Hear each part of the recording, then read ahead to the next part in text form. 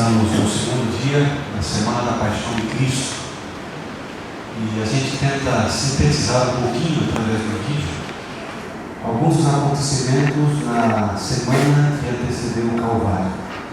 Como vocês já puderam acompanhar, naquele dia, na segunda-feira, Cristo fez muitos milagres e curou muitas pessoas. Além disso, aconteceu naquela segunda-feira um relato interessante em que Jesus amaldiçoou uma figueira. Então hoje, de maneira resumida, nós vamos falar sobre um desses episódios. Eu quero contar para você a sua Bíblia em 2 Pedro, capítulo 1, versículos 5 a 7.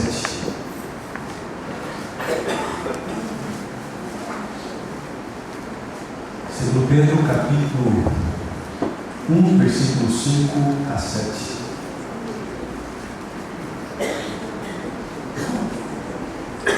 Por isso mesmo, vós, reunindo toda a vossa diligência, associai com a vossa fé a virtude, com a virtude o conhecimento, com o conhecimento do domínio próprio, com o domínio próprio a perseverança, e com a perseverança a piedade. A palavra virtude aqui é muito importante para o estudo dessa noite. A palavra virtude aqui no grego é a palavra areté. Então esse termo virtude, ele vem de um termo chamado areté. O que significa areté? Veja, areté é nada mais nada menos do que a qualidade pela qual algo se mostra excelente. Eu poderia usar alguns exemplos mais ou menos assim. A areté da semente é germinar e dar o quê? Frutos. A areté do sal é dar sabor. A areté do médico é curar. A areté do pastor é cuidar do rebanho. Por isso eu poderia dizer que sal que não salva não é sal. Semente que não germina não é semente. Médico que não cura não é médico. E pastor que não arrebanha não é pastor. Portanto, qual é a virtude, a areté do cristão? Qual é a virtude que eu e você devemos ter? O apóstolo Paulo, ele resume um pouco dessas virtudes na carta aos Gálatas, capítulo 5, versículo 22 e 23. Acompanhe comigo. Gálatas, capítulo 5, versículo 22 a 23. Mas o fruto do Espírito é amor, alegria, paz, longanimidade, benignidade, bondade, fidelidade, mansidão, domínio próprio. Contra essas coisas não há lei. Há uma lista de virtudes. E essas virtudes deveriam ser encontradas na vida do cristão. Agora note que essas virtudes, elas são chamadas na Bíblia como o fruto do Espírito. E o fruto do Espírito aqui aparece no singular. Vocês já notaram quantas pessoas falam frutos do Espírito? Já notaram isso? É correto falar frutos do Espírito? Segundo a Bíblia, é fruto do Espírito. E a razão é muito simples. Quando alguém tem o fruto do Espírito, ele tem todas essas características. Você não recebe apenas uma, a outra pessoa, então o Espírito Santo dá o amor. Para outra, concede a bondade. Para outra, concede a longanimidade. Não é isso. O fruto do Espírito é completo. Quando você pega uma mexerica, pocã, que na terra da minha esposa, da minha sogra, só para vocês entenderem, né? Ela é bergamota, mas é a mesma coisa. Você vai perceber que algumas mexericas têm 9 gomos, um pouco mais ou um pouco menos. O fato de uma mexerica possuir 9 gomos, são 9 mexericas ou apenas uma? Apenas uma? O fato de possuir vários gomos não quer dizer que sejam mais do que uma mexerica, ao contrário. Todos esses gomos unidos, eles formam um fruto, a mexerica. A mesma coisa é o fruto do Espírito, meus amigos. Ele não é dado assim de maneira parcelada, um pouco para um ou um pouco para outro. É por essa razão que Paulo ele apresenta o fruto, a virtude, como sendo um fruto no singular. Quem recebe o fruto do Espírito recebe todas essas características que eu acabei de ler. Agora, pode alguém produzir frutos sem o Espírito Santo? Será que pode? Será que alguém pode produzir frutos sem o Espírito Santo? Talvez poderíamos usar agora o plural. Frutos, porque o fruto, ele é do Espírito Santo. Algumas pessoas tentam produzir esses frutos, como por exemplo, manter uma boa reputação diante da sociedade, por vanglória, até mesmo por motivos religiosos, ou por achar que a salvação é pelas obras em detrimento da fé.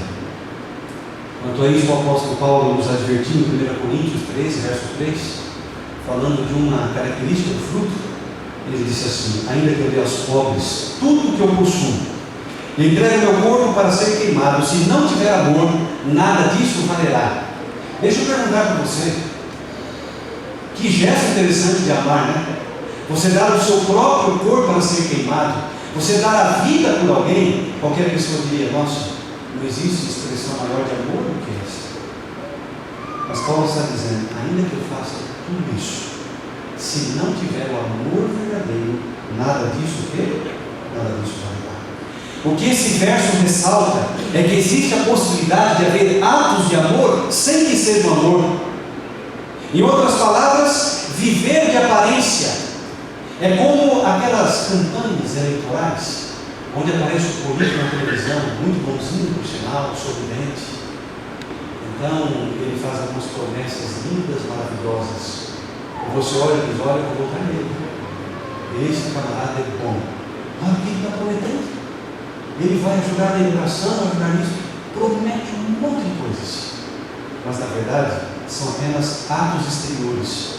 Porque lá dentro, no fundo do coração dele, o que ele quer mesmo é o voto para estar no poder. Quando entra no poder, não cumpre nem metade daquilo que ele havia prometido. A Bíblia, ela fala desse problema. E esse verso, ele ressalta esse problema, como acabamos de ver. São apenas expressões exteriores, mas isso não reflete o quê? O interior. Jesus se deparou com esse problema. A virtude das pessoas não estavam sendo encontradas dentro do seio religioso daquela época. E então, em Marcos capítulo 11, no versículo 12 a 14, aconteceu algo interessante naquela segunda-feira antes da paixão de Cristo. Abra sua Bíblia, Marcos capítulo 11, no versículo 12 a 14.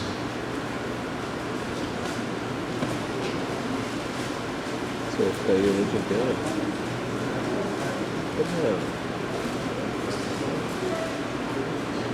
No dia seguinte, quando saíram de Betânia, teve fome. E vendo de longe uma figueira com folhas, foi ver se nela, porventura, acharia alguma coisa. Aproximando-se dela, nada achou senão folhas, porque não era tempo de figos. Então lhe disse Jesus: nunca, jamais como alguém fruto de ti. E seus discípulos ouviram isto. Esse incidente aqui de Jesus amaldiçoar uma figueira foi um incidente único no ministério de Cristo. Os discípulos estavam acostumados a ver da boca de Jesus bênçãos e não maldições. E eu acredito que eles ficaram assustados. É como se Jesus tivesse com raiva daquela figueira, porque ela não tinha fruto para saciar a sua fome. E então Jesus profere uma maldição contra a figueira, onde jamais nenhuma outra pessoa comeria fruto dela. É como se Jesus estivesse dizendo o seguinte: olha, como eu não pude comer o fruto dela, também ninguém vai comer. E os discípulos, vendo aquela atitude de Jesus, eles não compreenderam o que estava acontecendo. Por que será que Jesus amaldiçoou aquela figueira? Muitos concluem, ao ler esse relato de maneira superficial, que Jesus amaldiçoou simplesmente porque ela não tinha filhos. Seria essa a razão? Eu acredito que não. Sabe que nesse momento, na época da Páscoa, não era a estação de figos. Ainda não chegara a hora. Mas uma árvore se adiantou. Deixa eu ver aqui, alguém já morou na roça? Levante a mão. Obrigada, querido. Ok, bom. Você já viu isso? Quando uma árvore se adianta, você pensa que ela vai dar frutos e acaba não dando coisa nenhuma. Ou quando nasce um fruto, nasce muitas vezes bem rápido. Me recordo que o ano passado eu estava viajando assim, de Barreiros para São José do Rio Preto, e de longe assim eu vi na beira da estrada um pé de manga bem carregado. Eu falei: nossa, queimando. E então muitos veio passando por ali. Mas logo aquelas manguinhas caíram, não desenvolveram, aquela árvore ela se agitou. Na verdade não é o momento certo, ok? Quando Jesus olhou aquela figueira, não era a estação, o momento certo para que ela tivesse figos. Assim, uma figueira nos tempos de Jesus, se ela tivesse folhas, ela deveria ter figo. De longe, Jesus observa uma figueira cheia de folhas, então logicamente ela deveria ter figos.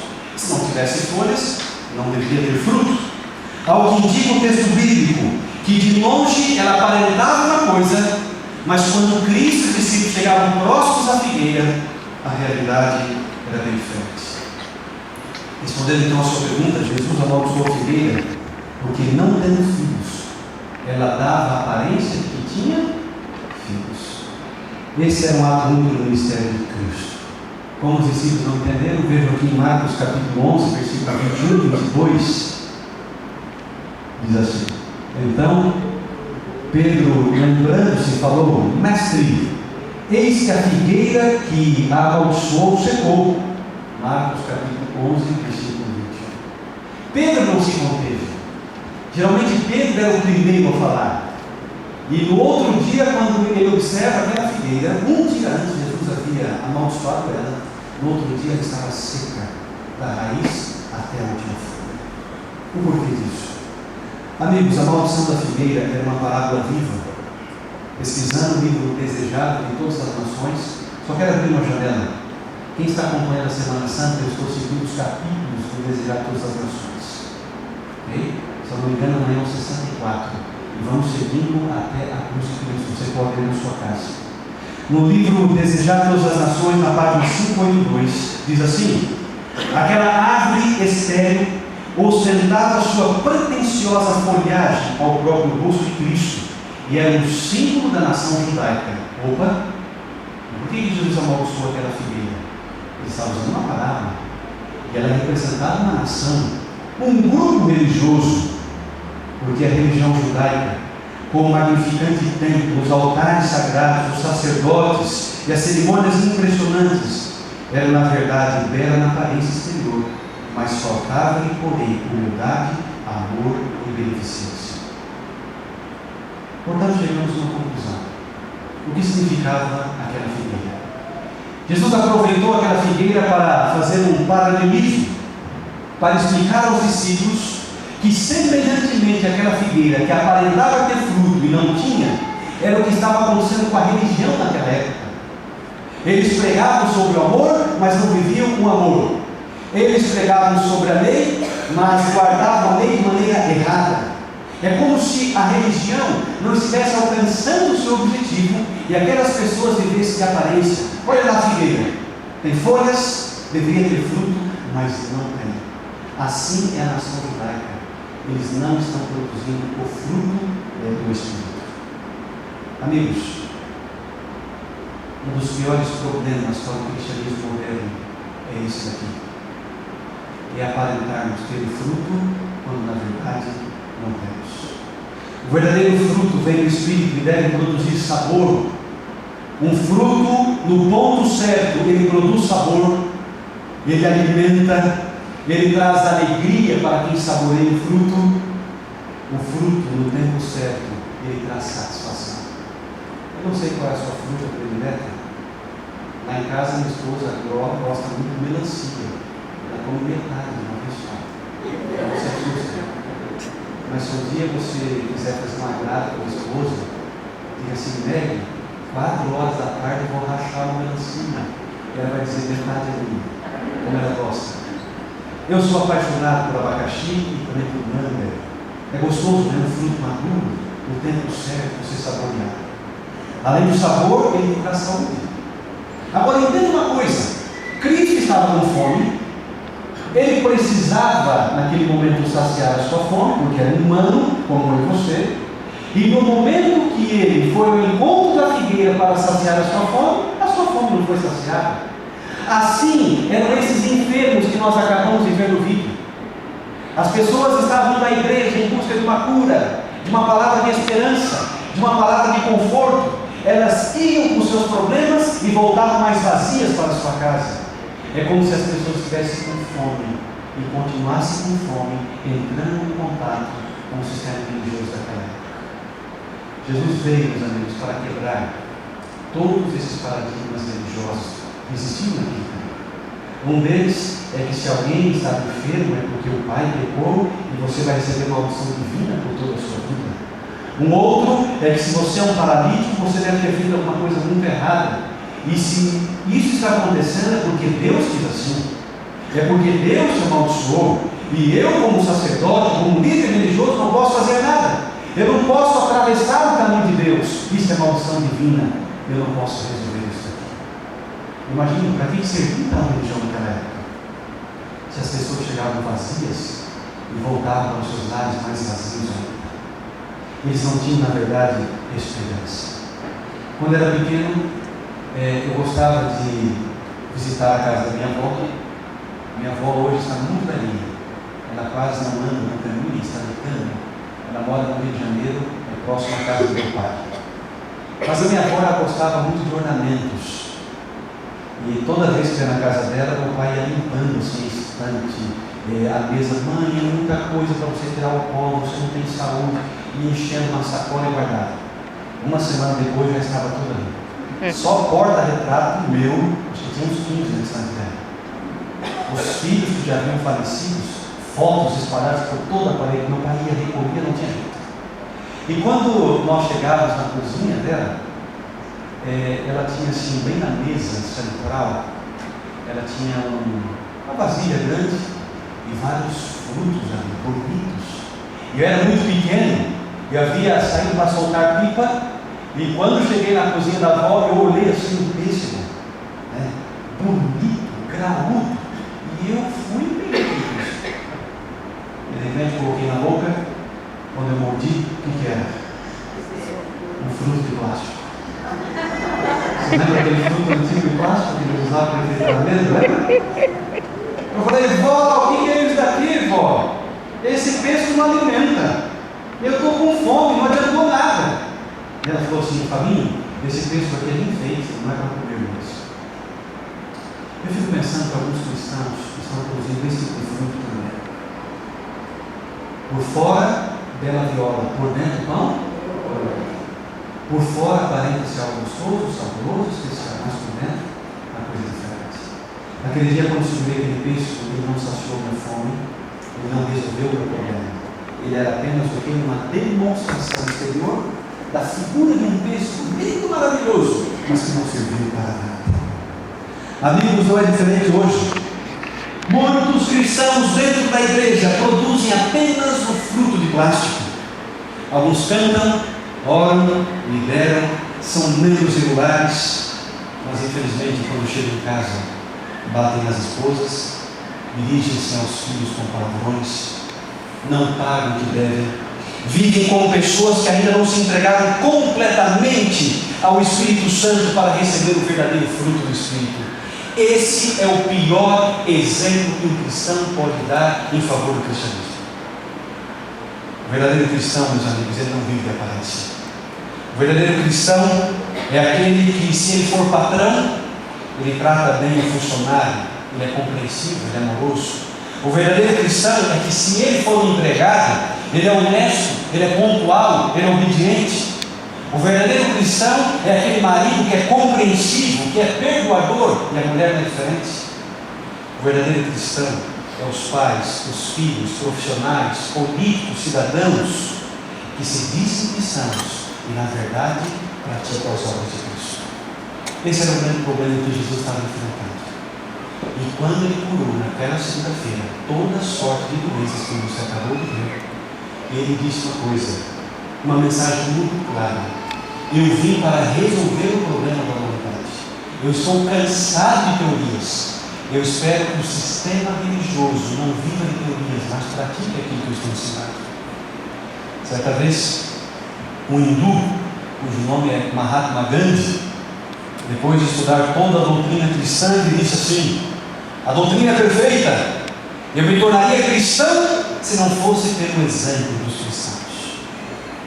Infelizmente, alguma pessoa, algum cristão, não deu um bom exemplo para esse homem, impedindo ele de se converter a Jesus. Sabe, amigos, o importante do cristianismo não é aquilo que se fala, é aquilo que se vive. Você entendeu o que eu quis dizer? O importante do cristianismo não é o que se prega, mas é aquilo que se vive. Você não diz uma palavra sequer e a pessoa já entendeu o que você deseja transmitir para ela.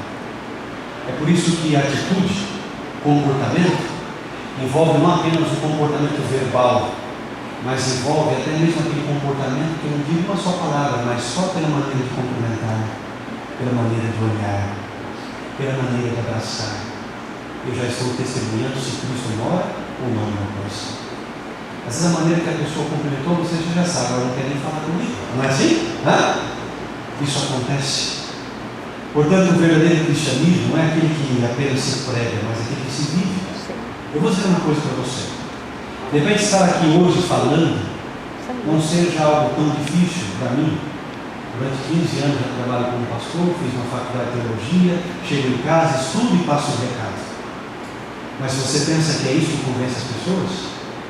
De que adianta nessa noite eu pregar sobre vivência cristã, se quando eu sair por aquela porta vocês vão dizer, olha o pastor fala da igreja, olha o que ele está fazendo lá fora. Sabe, o meu discurso não vai alcançar o coração de ninguém, porque eu não estaria vivendo aquilo que eu estou pregando. Amigos, a maldição da figueira ainda hoje se faz presente na vida das pessoas. A maldição da figueira hoje é extensiva para todo aquele que não tem fruto, mas aparenta dizer que tem fruto. Quem se diz cristão e não demonstra o caráter de Cristo em sua vida, não pode ser um cristão. Ser cristão, meus amigos, implica muito mais do que uma nomenclatura. Há um texto do livro Desejar Todas as Nações, na página 15 e 30, bem pequeno. Olha que interessante. Deus tem chamado o seu povo para a glória e virtude, e isso deverá manifestar-se na vida de todo o que verdadeiramente se associa com Ele. É isso que Deus espera para o cristianismo. Deus quer um povo que tem essa virtude, que se associe com Ele, para que ao entrar em contato com as outras pessoas, façam as obras de Cristo e aliviem o sofrimento da humanidade. Pergunta mais importante dessa noite é a seguinte: que tipo de cristão você é? É como aquele fruto de plástico que eu falei para você, que não alimenta, que não serve para nada, tem apenas uma aparência? Ou você é aquele cristão que leva sabor para as pessoas? Você leva alegria que você transmite a alma. Certa vez um determinado rei marcou uma guerra, e essa guerra era contra Alexandre o Grande. Alexandre o Grande estava muito preocupado. A quantidade de soldados que havia do outro lado era 3 vezes maior do que os soldados que ele tinha. Então ele reuniu os seus soldados e disse assim: olha, eu vou brigar. Se ninguém quiser vir comigo, eu vou sozinho, mas eu vou brigar. A história conta que todos que estavam ali resolveram ir para a batalha e venceram aquela batalha, e chegaram então com as chaves da vitória, com o fogo da vitória. E havia um indivíduo apenas, um soldado, que se escondeu com medo de morrer. Afinal de contas, era 3 por 1. Daí esse homem traz diante de Alexandre o Grande, e Alexandre o Grande, mesmo vibrando com a vitória, quis interrogar aquele soldado para descobrir o porquê que ele não havia guerreado, por que ele fugiu da guerra. Então aquele homem está diante de Alexandre, e Alexandre faz uma pergunta: qual o seu nome? Ele levanta a cabeça e diz: Alexandre, Senhor. Qual o seu nome? Alexandre, Senhor. Qual o seu nome? Alexandre, Senhor. Ah, Alexandre, o seu nome? Tudo bem. Tem um recado para você. Ou você muda de atitude, ou você muda de nome. Ou você muda de atitude, ou você muda de nome. Amigos, a aplicação dessa história, que é tão conhecida, é muito simples. Não se pode dizer que eu sigo a Jesus enquanto eu ando na contramão das ordens de Jesus. Naquele dia Alexandre diz: vamos todos para a batalha? Vamos. Mas ele não foi. Então ele diz: muda de atitude, ou então você tem que mudar de nome. Eu poderia dizer que nós, como cristãos, ou mudamos de atitude, ou então eu tenho que dizer para você nessa noite, não diga que é cristão. O pior testemunho que podemos dar ao mundo é aquele que você diz ser uma coisa, quando na verdade você não é. Entendemos que quando Cristo Ele faz varília em nossos corações, nós somos transformados. Paulo chama isso de novo nascimento, e esse novo nascimento, ele carrega o DNA de Cristo Jesus em nossas vidas. Não tem como esconder isso. Aquele que teve um verdadeiro encontro com Cristo, ele transborda Jesus em sua vida. As pessoas conseguem ver Jesus através do seu olhar, das suas palavras, do seu comportamento, do seu trabalho, aonde quer que você esteja. A maior necessidade do mundo hoje é de pessoas que não apenas digam ser uma coisa, mas que na verdade são de fato e de verdade. Talvez por essa razão que Paulo, falando sobre a eterna cristã, a virtude do cristão, ele tem dito em Filipenses capítulo 2, verso 5: seja a atitude de vocês a mesma de Cristo Jesus. Outra tradução diz assim: que haja em vocês o mesmo sentimento que havia em Cristo Jesus, que haja em vocês a mesma atitude que havia em Cristo Jesus. E a mesma atitude é fazer aquilo que Jesus faz. Será que hoje, meus queridos, é diferente? Hoje estamos vivendo o mesmo problema daquela nação judaica dos tempos de Cristo. Quando olhou para a figueira, ela aparentava ter frutos, mas não dava fruto. Se Cristo olhar para você, que tipo de fruto você está produzindo para o seu Evangelho? Que mensagem você está transmitindo a todos aqueles que entrarem em contato contigo? Sabe, isso daqui me preocupa muito. Me preocupa, irmãos, porque eu me conheço. Eu acho que você também se conhece. Eu conheço meu temperamento. Eu sei o quanto eu preciso mudar. Meu temperamento é meio parecido com o de Pedro. Eu sou imperioso, eu sou agitado. Eu sei o quanto eu preciso mudar. E é como se fosse uma luta diária de todos os dias. Todos os dias a gente se coloca nas mãos de Deus e diz: Senhor, tira todas essas imperfeições, para que eu consiga dar o verdadeiro testemunho. Eu vou contar uma história, mas eu não me orgulho disso. Espero que você também não se escandalize com isso, mas em algum momento de nossa vida nós fazemos coisas que são bem erradas. Eu certa vez estava na igreja e na porta da igreja alguém mexeu com a minha esposa. E quando alguém mexe com a esposa da gente, você sabe que não é legal, né? O que acontece com os homens quando alguém mexe com a sua esposa? Né? Mas sobe aquele caludão, né? Daí você ressuscita o velho homem e a coisa não fica boa, não é verdade? Muito bem, ficou por aí, ele fez ofensas. Ele não era tão homem assim, porque ele não tinha coragem de fazer as ofensas para mim. Ele fazia para a minha esposa. Ou seja, o que ele pensava? Atingindo a esposa do pastor, então eu vou atingir ele também. E um dia ele estava na frente da minha casa. Ele chegou na frente da minha casa, era daquele tipo de cristão que sempre aparentava ter uma coisa que na verdade não tinha. Ali estava o pastor, que era o departamental de mordomia cristã, e ele entrou na sala, na minha casa, e falou assim: eu quero conversar com vocês dois. Eu falei: pois não, pode sentar. Eu já sabia tudo o que estava acontecendo. Ele falou assim: pastor Eliezer Vargas, que hoje é presidente da Missão Ocidental Sul-Americana. Você está vendo aqui o nosso pastor? Olha o tamanho da barriga dele. Você acha que isso tem condições de ser pastor? Um homem temperante, gordo, não segue os princípios de Ellen White. Olha, eu estou aqui fazendo um protesto. Eu só ouvindo aqui. De repente ele me puxa assim da pasta dele, um manual da igreja da década de 70. Ele esqueceu que a cada 5 anos a Associação Geral tem um manual novo, né? Ele pega e começa a ler alguns textos ali, e eu quero ter uma carta.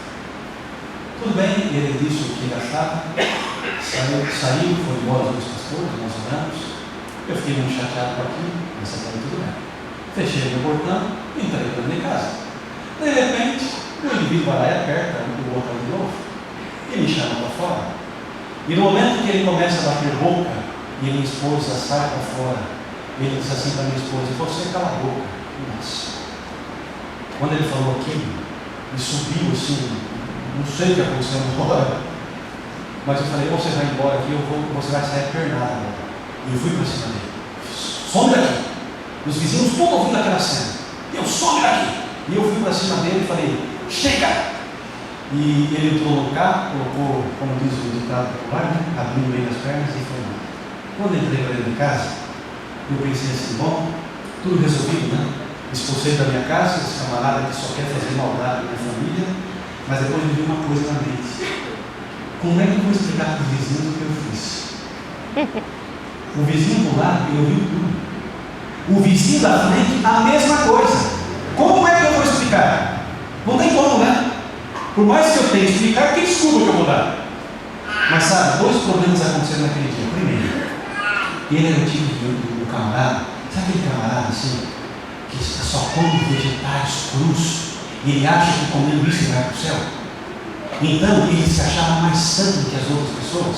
Só que olha que interessante, ele se achava tão santo, mandando os outros calar a boca, xingando os outros, chamando os outros de gordo. Você está entendendo? São pessoas que se apegam apenas a uma questão da vida espiritual, trabalham com aquilo e se acham melhor que os outros, por aquilo que come, ou por aquilo que prega, ou por aquilo que diz, ou pelo conhecimento teológico que tem, se acham melhor que os outros. Amigo, ser cristão não é isso. Ser cristão é reconhecer que não importa o estágio espiritual que você esteja, todas as pessoas carecem do amor de Deus e da sua cura também. O verdadeiro cristão, ele olha para alguém que está em falta de um problema e com ternura ele diz assim, você precisa da minha ajuda? Você quer que eu ore por você?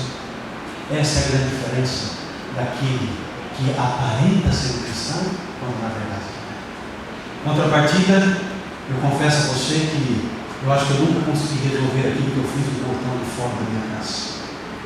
Mas com o tempo eu criei coragem, bati na porta do meu vizinho e falei assim, olha comigo, você me desculpa. Aquele dia, tudo aquilo que eu disse, alguém veio fazer uma afronta na minha casa, eu queria pedir desculpa para você por tudo aquilo que você viu e ouviu. Para o meu consolo, o vizinho do lado falou assim, pastor, fica tranquilo, eu já estava pegando um facão para expulsar ele daqui. Ah, meus irmãos, a vida é assim. Nós enfrentamos lutas, dificuldades, mas jamais devemos perder o nosso senso religioso de testemunhar a favor de Jesus. O mundo pode virar de ponta cabeça, mas você jamais deve deixar de mostrar em seu semblante que Cristo Jesus mora contigo, que habita em você.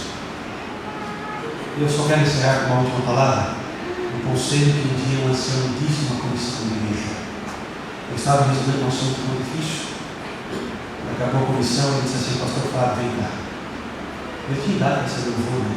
Eu era bem novo. Ele falou assim, por mais que o problema seja difícil, nunca deixe que o seu semblante pare de refletir a Jesus.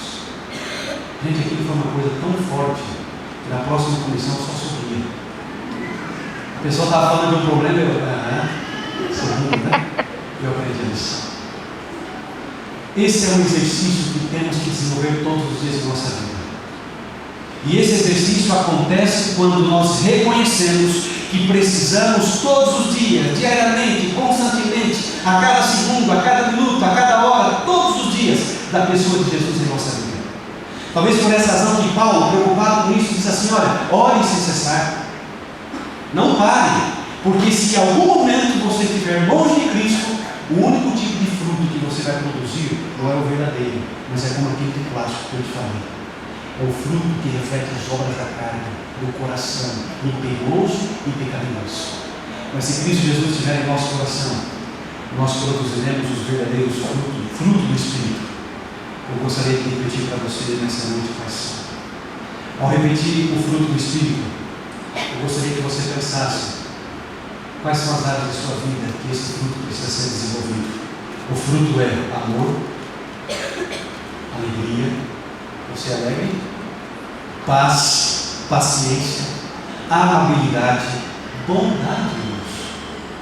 E bondade não é só com os colegas, não, é com aqueles que estão dentro da sua casa. Já reparou como tem gente que trata bem o colega lá no bar, mas os que eles deveriam mais amar e tratar bem de casa não fazem isso? O fruto é esse, ele é completo. Envolve o amor, envolve a bondade, a fidelidade para com Deus, a mansidão e aquilo de algo que eu tanto preciso, que eu mencionei nessa história, no domínio próprio. Contra essas coisas não há lei, não há contrariedade, é porque Deus assim gosta. Nós precisamos desse fruto. E eu peço a Deus nessa noite que não sejamos árvores secas, sem fruto, mas que possamos dar um bom testemunho. E aquilo que dizemos ser, sermos de fato e de verdade cristãos prestimosos e verdadeiros. Eu quero convidar a Letícia. Ela vai cantar mais uma vez uma música que fala sobre o nosso Salvador Jesus e tudo aquilo que Ele fez para que você pudesse compreender o seu amor e obter a sua salvação.